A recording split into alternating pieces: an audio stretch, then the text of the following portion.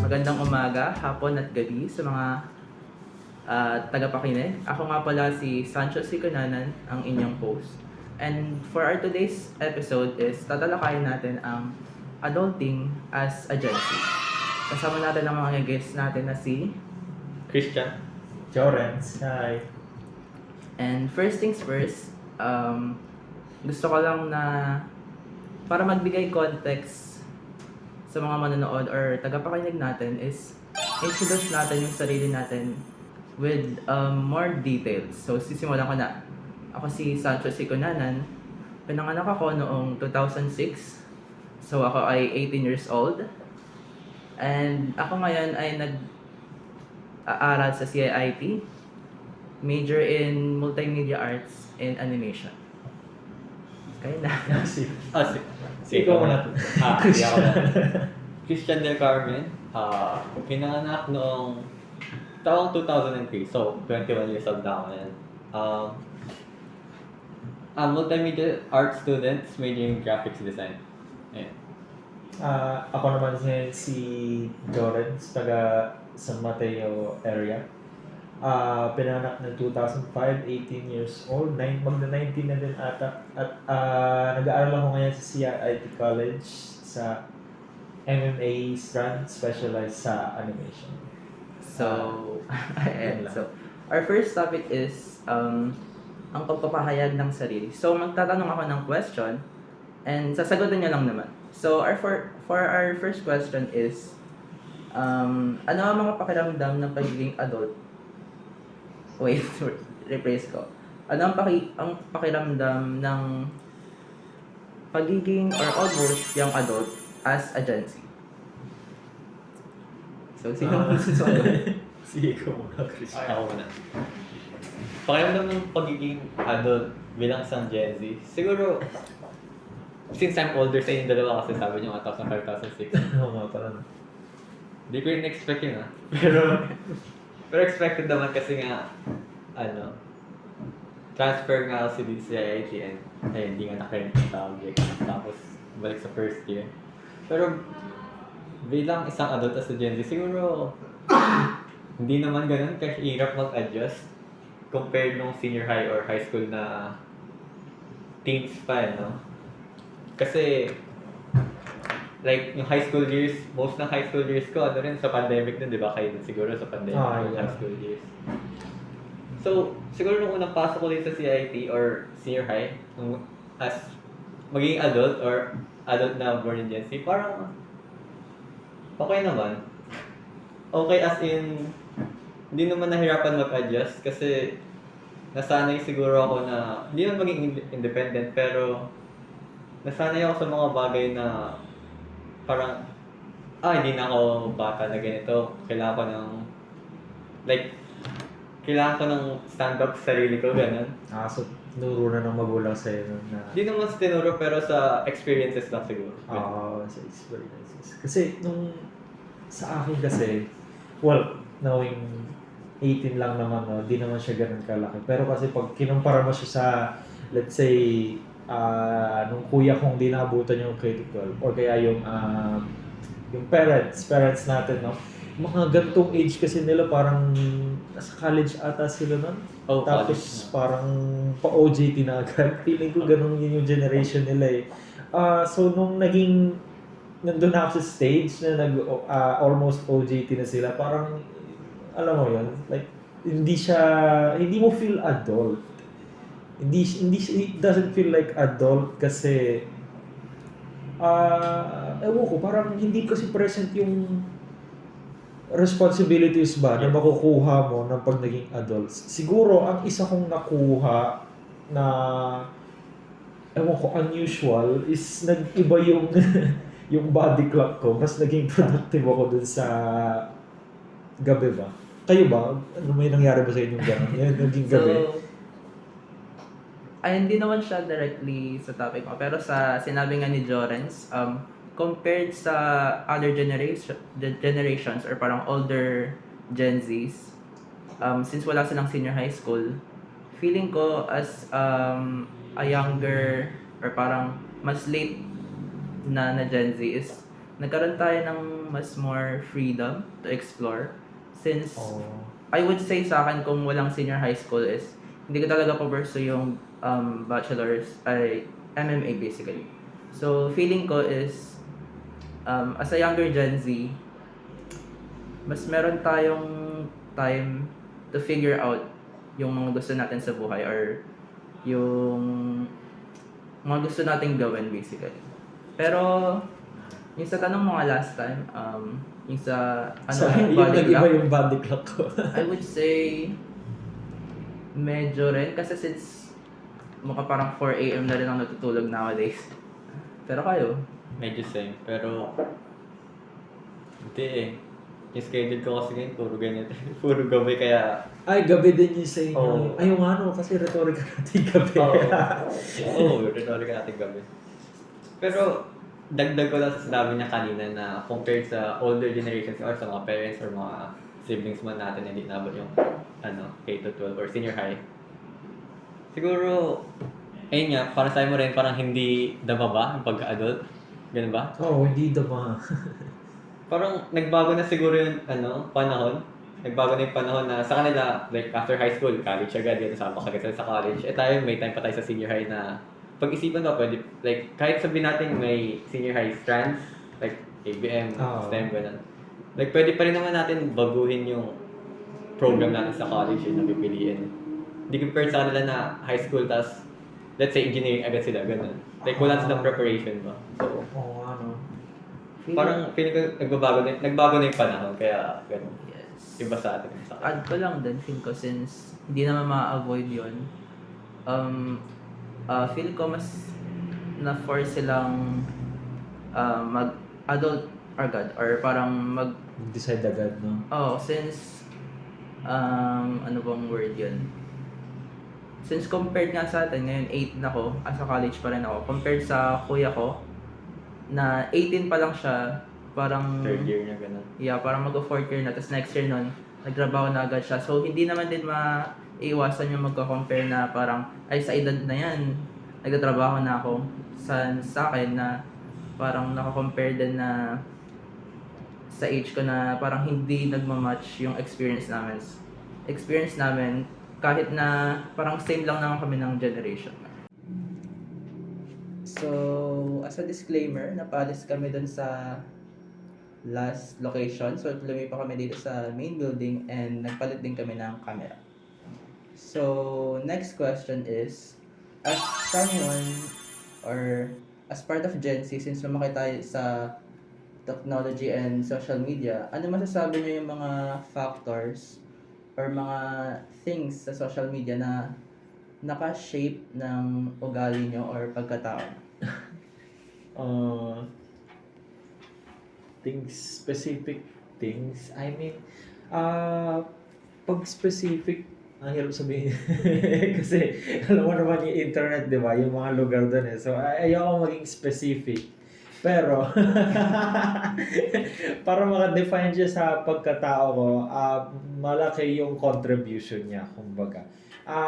One of, marami sa mga bagay na naka-contribute ba sa pagkatao ko ngayon, gamit ang social media, ay yung start tayo sa mga magagandang bagay, no?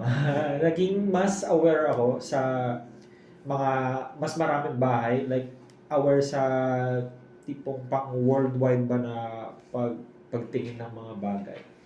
At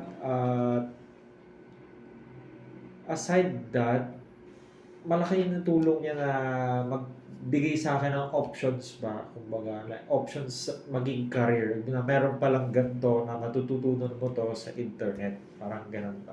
Katulad nito MMA, specialized in animation, natutunan ko lang dito dun sa internet. Ayan. So, Siguro same din sa'yo na tayo nga mga Gen Z na lumaki sa generation ng social media. Siguro naka-affect yun by etong specific etong parang ikaw din, parang itong program na pinili ko, multimedia. Kaya ako lang naman na-discover itong program na to kung hindi tayo sa... mag-English. Okay lang. Oo.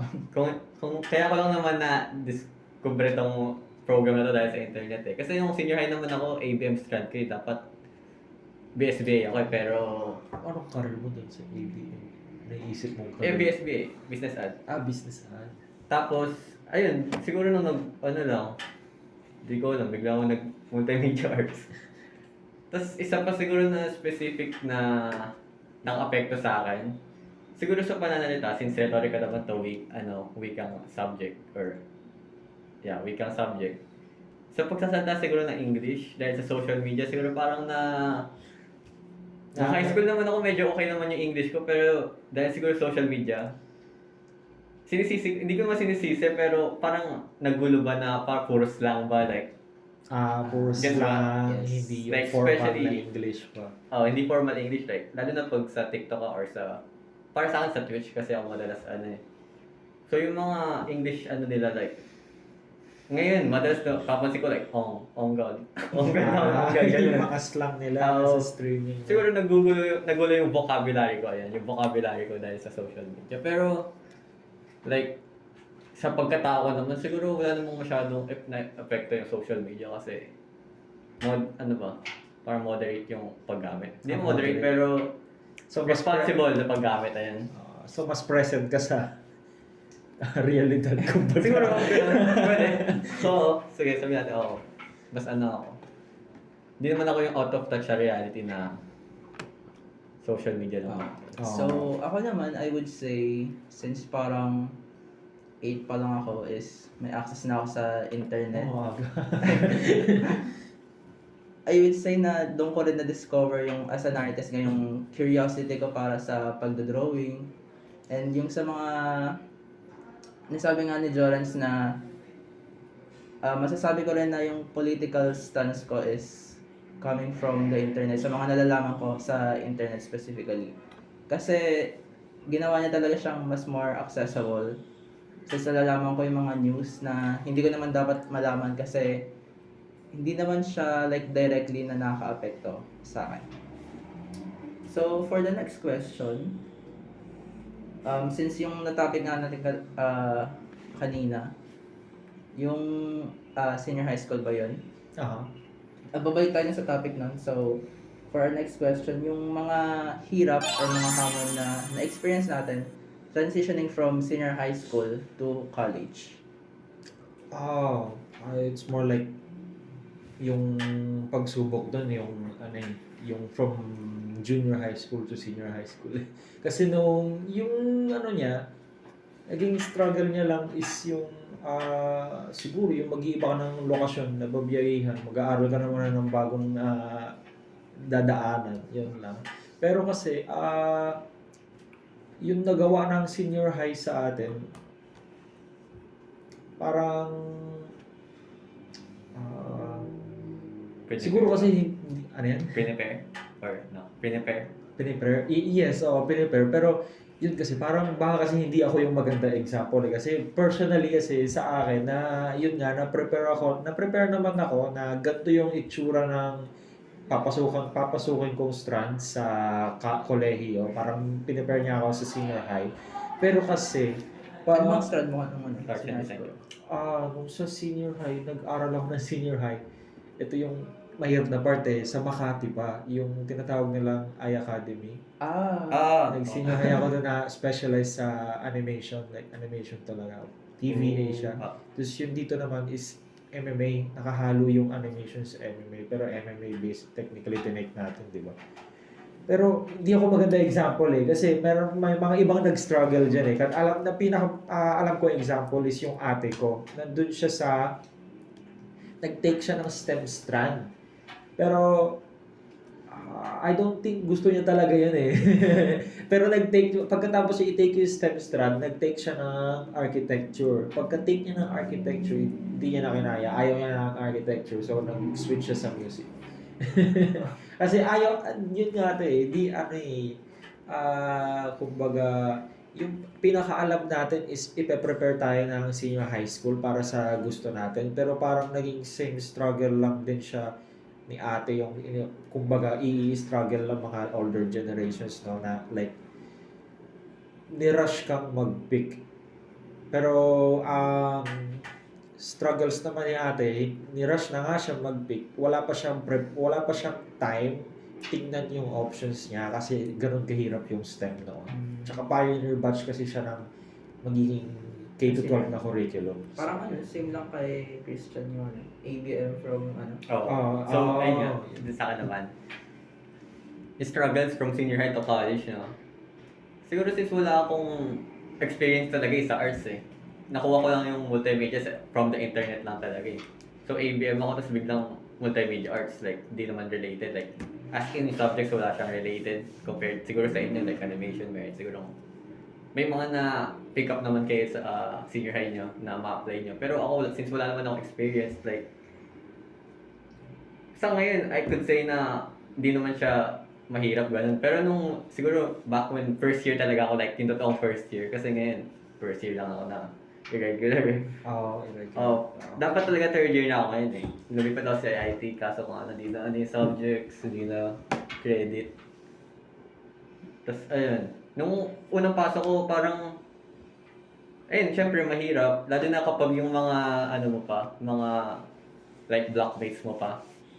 Like, may experience na sila. Kasi di mo naman may iwasan mag-compare eh. Like, hindi mo iwasan na, ba't ikaw ang galing mo agad eh, parehas lang naman tayong ano. Like, first year. Like, di mo naman alam na experience. Tapos yung isa pala, freelancer na, ganun. Wait, so that means may experience, nag-college ka muna? Nakapag-college ka ng ABM na strand? Hindi. Hindi. Senior high. Senior high lang? Yung pumasok ako ng first year, multimedia na, tapos pumasok ako dito multimedia ulit. Okay, so, Oh. from what school yun? From UE, University of Caloocan. Nag-iba ka lang ng school. Lumipat lang ako school. Kaso, di ko ma-expect na di pa lang mga credit yung subjects. Kaya, nung first sem, ano eh, like drawing 1, ganun. Ano pa ba? Most of subjects na take ko na eh. Pero mga minor, wala naman. So, ayun, balik tayo sa struggles from senior high to college. Siyempre sa akin, para sa akin mahirap talaga. Kasi nga, ayun, di related yung strand to sa program na pinili ko. Ayun. Wait, so, paano ba ito gawin? Yung pag, so, ikaw di ba from UA ka, paano mo nalaman tong school na to si Kasi IT, nung papasok pa lang ako ng first year, no, nasa freshman na, totoong freshman talaga, na si Mama rin nag-recommend na ito, yung mom ko rin nag-recommend na si IT, like nakita niya yata sa Facebook or sa internet. Pero ako parang inisip ko,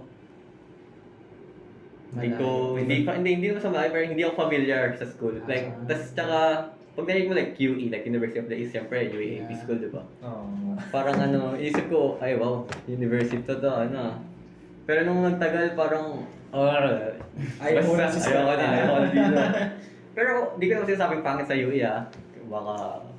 Box pa naman to sa di ko sinasabing pangit sa UE, maganda sa UE, ako lang siguro sa yung problem. Ganun. So, in my situation naman, I would say na parang medyo same ka lang kami ni Joren since yung senior high school strand ko is digital arts from STI. So, although yung mga teacher ko is like IT, and medyo outdated na rin yung curriculum nila, I would say na parang may nag-pick up naman ako doon kahit onte.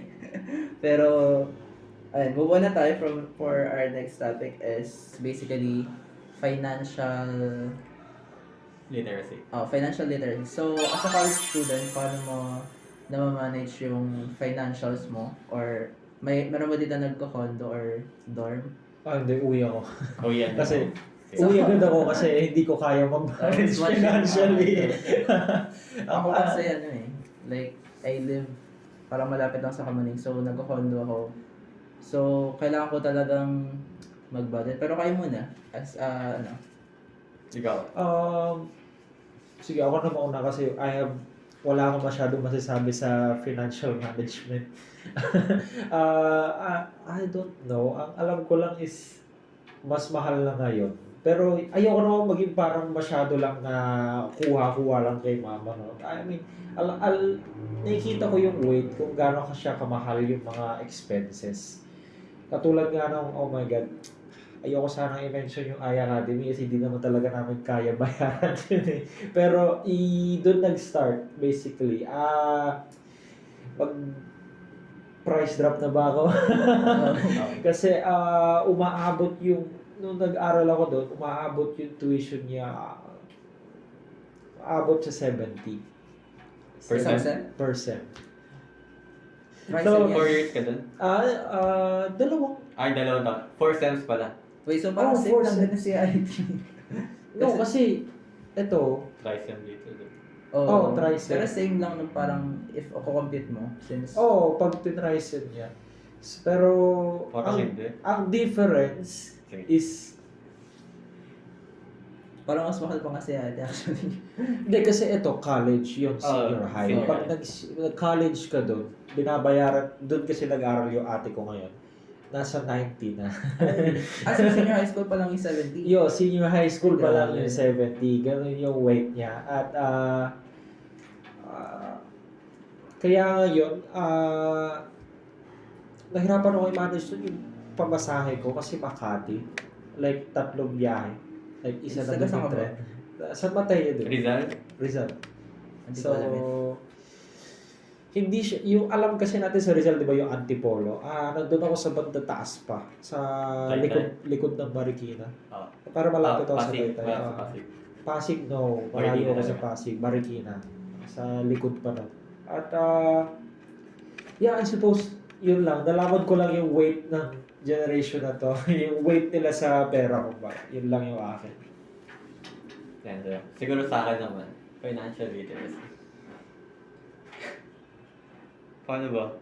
Hindi naman sa, like, sige sabihin natin financial literacy sa pagiging responsable sa pera natin, like, allowance ba ganun. Kasi ako, nakadepend pa rin talaga ako kahit sa mama ko eh. Like, wala akong source na kahit ano, like, di man ako nag-freelance, di ako nag-commission, ganun. So, sa mama ko talaga ako nakadepende. Like, ako, allowance ko is 2K a week 2K a week, 2,000 a week. And sa 2,000 na yun, like, lahat na yun, pamasahe, papunta dito, pauwi, like, pagkain.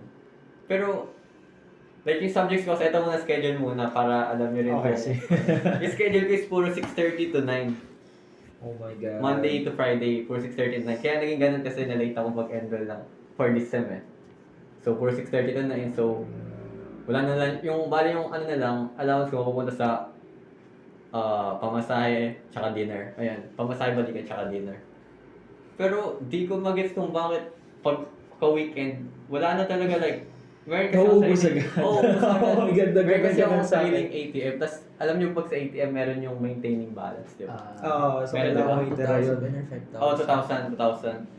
Minsan, sinabi sa akin na bawal daw mabawasan, pero parang ngayon nag-gets ko na pwede naman kahit mabawasan kahit 200 gano'n. Nung basta ibalik mo agad. Oo, ibabalik mo agad kasi pag Nakakatakot. tumagal, nila, ipa-penalty ka nila. Pero yun, napapansin ko ng pag end of week, parang ba't ganito lang natira pumapasok lang naman ng umuwi. Tapos di ko alam kung ano ba ginagastos ko na extra siguro.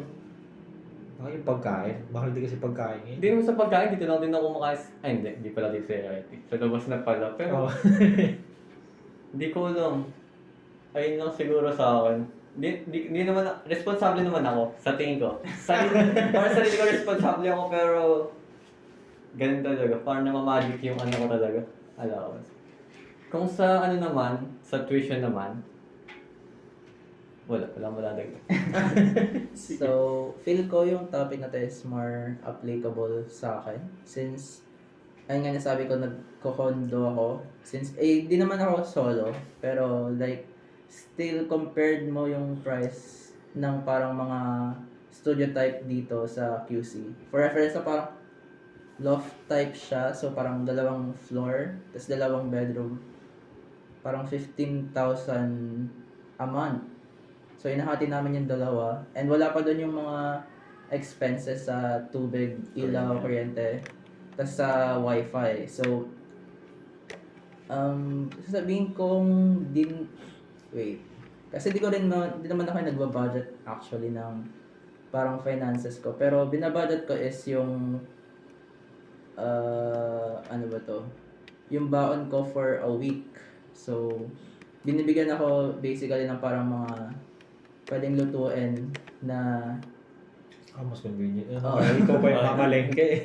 so di ako namamalengke. So, binibigyan ako ng mga baon na parang pwede ko lutuin sa condo. So, tas bibigyan din ako ng sabihin na natin 1,500 Tapos parang pagkakasyahin ko yun A week. kahit, hindi naman a week, parang kahit gano'ng katagal. Okay.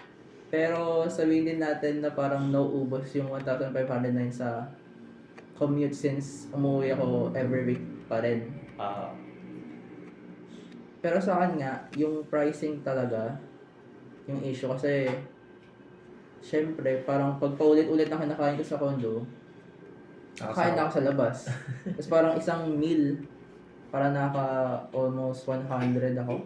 sa labas. No, imposible 100. Walang 100. Lagi, 100 sa lagi labas. 200 ang lasa labas. Oo, parang mga 100 basically. Tapos parang, ayun lang. Yung pera ko basically nauubos lang sa pagkain. Parang hindi na rin ako parang budget properly kasi hindi ko rin na take account yung mga nagbabago-bago kasi yung mga pagkain dito sa QC. Parang bumibili ako ng malapit dito sa parang mga karinderya. So bumibili ako ng mga ulam. Hindi ko siya nababudget properly kasi yung prices ng ulam Nag-iiba nila. din? Oo. Ay. So depending din yun. Pero masasabi ko naman na I think responsible naman din ako sa finances ko. And yun lang. Sige, dagdag ko na din Buti sinabi mo yung about sa mahal na yung mga presyo ngayon ng mga bilihin. Oh my God, yung 200. Kasi in my defense naman, kaya nauubos talaga yung allowance ko kasi mahal naman talaga yung mga bilihin. Oo, mahal nga. Tsaka, isa pa mas aking sinasabi ko kasi sa Bulacan pa ako Like, uwian din ako Bulacan So, ayun din, in my defense na. Every week din yun sa'yo, yung umuwi ka sa Hindi, bahay. everyday. Ay, every day. Everyday. Yun na nga. Ayun Dito ka lang. sa Bulacan? Sa Santa Maria. Oh, malapit lang pala. Oo. Saan kasi San Jose. Tapos San parang Jose. yung commute price ko is parang 300 papunta pa balik. Balikan yung 300. Ah, Sa akin, 30, 60, tas siguro, ganun din. Mga 250 siguro balikan. Pero everyday. ang mahal. Oh, tas food pass. Okay, ayun na yung ano ko. Parang, kaya naubos yung allowance ko, ayun yung ano ko. Grabe. So, for our last topic is, ang topic natin is prioritize at mga pagplano sa kinabukasan. So, Oh my God. yung plans na to is, may mga plans na ba kayo actually, or, kasi I think natanong naman tayo lahat if alam niyo yung parang kay Sir interview ko kay Sir Sherwin. Hindi pa. Hindi nag-interview pero nag-talk siguro. Okay, parang talk. So, parang sinabi niya dun sa talk niya is parang kailangan na daw natin, kahit first year pa lang, parang may isa na tayong goal na company or parang industry na gusto natin pasukan. So, kayo ba? May mga goals na ba kayo? Off track ako onti kasi naisip ko yun nung tayong may options parang nakita ko din sa kanila like mga age group ko nahihirapan silang mag-decide but tapos pag kinumpara ko naman sa yung older gen like feeling ko sila din kasi may mga type of media na nagpo-portray na sila din undecided pero somehow nakakuha sila ng career nila na parang na-raise pa nga nila tayo, naging anak pa nila tayo. So, parang ang di ko sure ano ang comment ko doon but funny, nakakatawa isipin na nagiging like each generation parang meron talaga yung merong hindi sure sa career nila. Pero so far, pag mag-switch na tayo sa akin niya, yes, meron na akong naisip nung ano pa lang. Inisip ko siya mabuti nung 10th grade Kaya pinasukan ko yun sa sobrang specific na strand dun sa specific na school sa Makati na di ko alam na mahal pala. Naisip ko siya nung 10th grade at gusto ko siya, paano ko siya describe? Ano siya isa siyang job, Yung company name sabihin mo. company name. Yun na nga pwede akong freelancer pero pwede akong kumuha. Flexible ba? Yes, sobrang flexible kaya sobrang natuwa ako nung nahanap ko yung job na yun. Is yung job if I were to describe, may nanonood sa inyo na anime. Mm. So, alam niyo na saan ako papunta. Mapa ba? No, like almost, pero pwede mapa, pero pwede ring multiple. Yun na nga eh. Pag naging animator kasi sa, nakita ko yun eh, pinag-aralan ko siya mabuti sa YouTube. Pag naging animator kasi para sa Japan, meron kasi silang sistema na outsourcing. Yung outsourcing nila pwede sa foreigners. So, pwede akong maging outsource nila for gantong year. Parang fill out ko lang yung form na bibigay nila sa akin na contract for 1.5 years, trabaho para sa kanila, ganon. Pero minsan din, outsource lang na for isang show. So, nung na-experience ko, okay, mag-skip tayo. Yes, na-experience ko siya one time na habang pandemic. Siyempre, parang kinuha ko na yung advantage ng pandemic, no, na pwede na sobrang dami mong oras sa computer. Yes, naka-experience ako na maging outsource para sa anime. And Like, anong anime? dalawa siya eh. Yung first one ko is yung Ruby na anime, Ice Kingdom. RWBY. Tapos yung pangalawa is Nier Automata na anime. Oo, anong ginagawa doon? Nag-anime to para sa kanila. Ang tawag sa role namin is layout animator. Basically, like, meron silang sistema yung storyboards. Pamilyar na ba kayo sa storyboards? Yung storyboard, isang papel lang siyang ganon. Pero pinapagawa sa amin yung isang buong file niya. Parang yung mga elements na lalagay namin. No, like, further pa siya. Ang sa amin is yung sobrang rough sketch ng thumbnails. So, let's say, yung thumbnail may gantong background, drawing namin yan. Yung thumbnail may dalawang characters, drawing namin yung dalawang characters gumagalaw. Tapos, yun, doon nag-start. Sobrang laking foundation nun para personally sa akin. Kasi nung nalaman ko yun, like, mind blown ako na sobrang laki ng possibilities na pwede mangyari dito sa career ko. So, as long as, yun na nga, yung constant is sobrang time demanding niya. At so far, ganun pa rin yung ginagawa ko. Actually, hindi lang naman mapa yung nag-outsource. Yes, lahat sila actually. Lahat ng Parang may studios. nabasa ako na parang most Disney shows is ginagawa sa Korea, Philippines.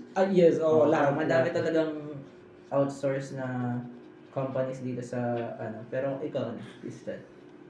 Ano yung question? Hindi, ano lang natin, hindi lang natin tanong. Yung parang may goal ka na ba na industry na gusto mo papasukan, graphic design, animation, ganyan. Actually, napag-isipan ko na to eh, pero ano muna. Since nung senior high nga, is hindi naman talaga ako like artist na career or artistic career, ganun. Dapat talaga BSBA, like office job, ganun. Pero nung pumasok ako sa UE as a freshman, na ano ko talaga is sa film eh. Multimedia pero sa film. Kasi sa UE kasi, hindi siya like pagpasok mo dito, pipili ka agad ng major mo. Like graphic design, animation, or film. Doon sa third year ka papipili ng major. Eh dito, nung pagka-transfer ko, di ko alam na naka-separate agad siya yung mga program. So since graphics design, pinili ko graphics design, parang inano ko na, nilet go ko na yung film, hindi na ako mag-film. So ngayon graphics design, parang career sa future. Honestly, wala akong idea eh. Pero, freelancer talaga. Kasi pag freelancer ka, parang flexible ka eh. Like, pwede ka mag-take client, ganyan. Dito kayo sa akin. Ang problem lang as a freelancer is, siguro, Yung unreliable man parang may time na mga...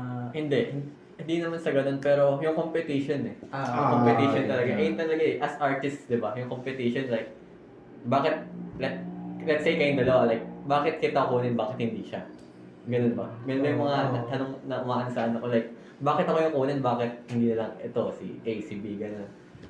So, ayun lang. Siguro, till now, iniisip ko pa rin kung anong industry talaga yung gusto kong pasukan. Pero, multimedia arts, forget naman graphics design. Like, pwede pa rin naman tayo like, multimedia na pag-aralan naman siguro natin lahat. Actually, pwede ka pang mag-switch ng course. Eh, wag na. Ayaw mo na? Hindi naman course, pero like yung, di ba nga yung graphic design ka, kung gusto mo mag-film, I get sa naman. time up to third sem. Kasi since parang second year pa naman yung magkakaroon na talaga ng variation sa curriculum ng each specialization basically. Pero yun nga, till now, iniisip ko pa rin kung sa industry ba talaga gusto ko. Pero, set na ako sa Sa graphic design. hindi sa graphic design, sa Freelance. artistic industry pa. Okay. Ayun lang. So wait, may isa pang question. So, syempre as an artist, hindi mo masasabi na, or hindi mo ma-deny na parang kakita ko lang sa Twitter kanina na parang ang dami ng AI, Nako, hindi. AI art, lalo na yung Studio Ghibli. So, as an artist, yung tatanong ko is, may na-feel ba kayo na like pressure or parang mga hamon or parang nahihirapan na kayo or na di-discourage basically as an artist na mag-keep going pa sa course na? Sa akin, since meron akong hawak na information sa sistema kung paano sila nag-ooperate, personally, no, hindi ako threatened sa job ko kasi yun sa amin, meron akong nakita na program na nagre-replace sa isang position namin kasi sa sistema namin, pagkatapos ng role ko, ibibigay sa mga taong tinatawag na in-betweeners.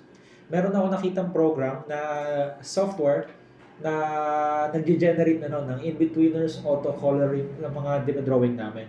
And for that one, yun yung pinakamalaking threat na nakita ko para let's say sa mga katrabaho ko. Pero nung system, yung kung paano siya mag-operate, yung software na pinrogram nila is faulty.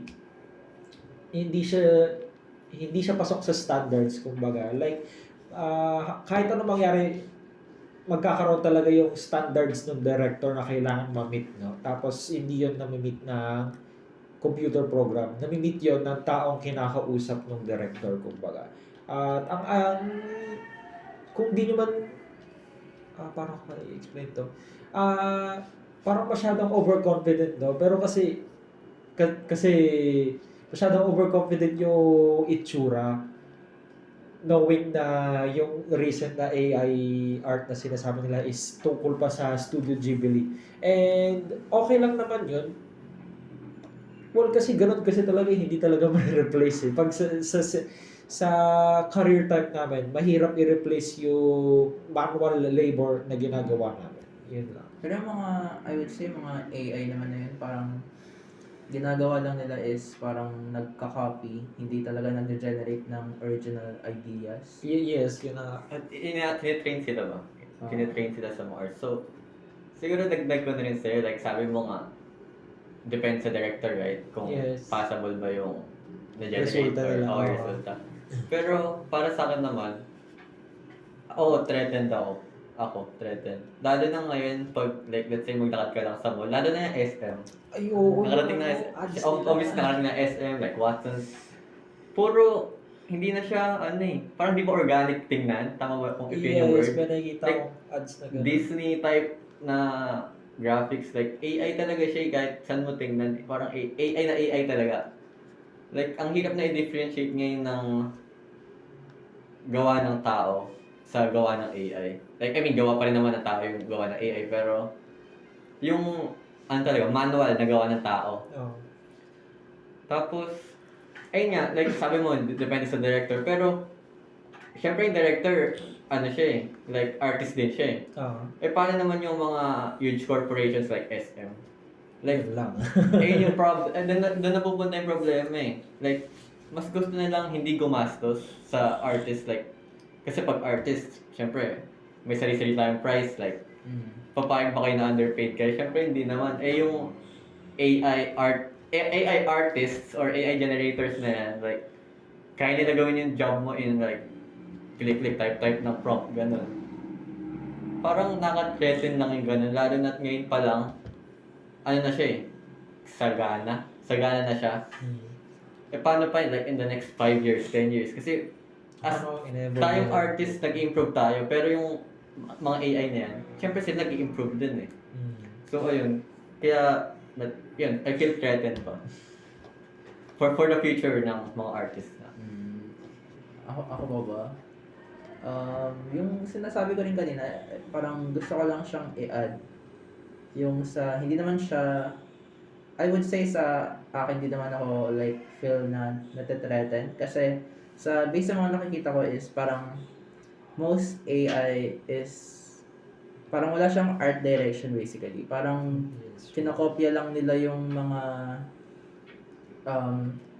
nandun na. So, hindi mo siya magagamit reliable as parang as an artist magagamit mo siya as a tool. Actually, dito nga sa CIIT parang in-encourage na nila yung paggamit ng AI images as a way to parang mag-generate ng mga ideas. Oo.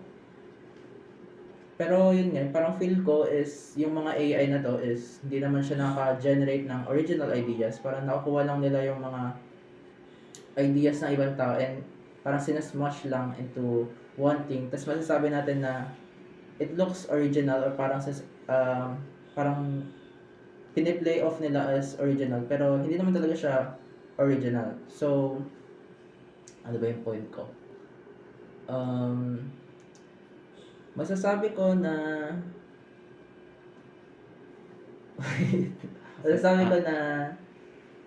ayun, di nga ako natitretan kasi at the end of the day, yung mga AI na to is nagka-copy lang from artwork ng mga real artists. Siguro, dagdag ko na din. Siguro, lang, gamitin lang natin yung, like sabi mo, ina-encourage nga tayo dito sa CIT na to use AI for ideas or references. Siguro use AI, ano ba yung word? Ethically use AI. Ethical, yes. Like, huwag natin siyang gamitin na abusuhin natin na yung work natin is naka-rely na talaga sa kanya. Like, gamitin natin siya as a tool para tulungan ba tayo, hindi yung sa kanila tayo mag-rely. Na-try nyo na ba yung like AI ng CIT? Hindi pa. Hindi ko nga alam. Ngayon ko nga Actually, lang. may nag-ano nga eh. Meron ba sila? Alam ang pangalan Yung ano, nung AI nung CIT? parang ChatGPT Plus ng CIT. Ay, meron sila. Yeah, actually, may nagpasa nga ng AI art sa art appreciation class. Pero, okay, parang alam ko, final yun eh. Pero, ayun lang. Yun na yung since yun na yung last question natin, may masasabi ba kayo as parang as a conclusion or as remarks since magtatapos na yung podcast? Parang wala naman. Wala ka. First year, wala akong masyado masabi. Na-introduce pala sa akin lahat ng mga nandito.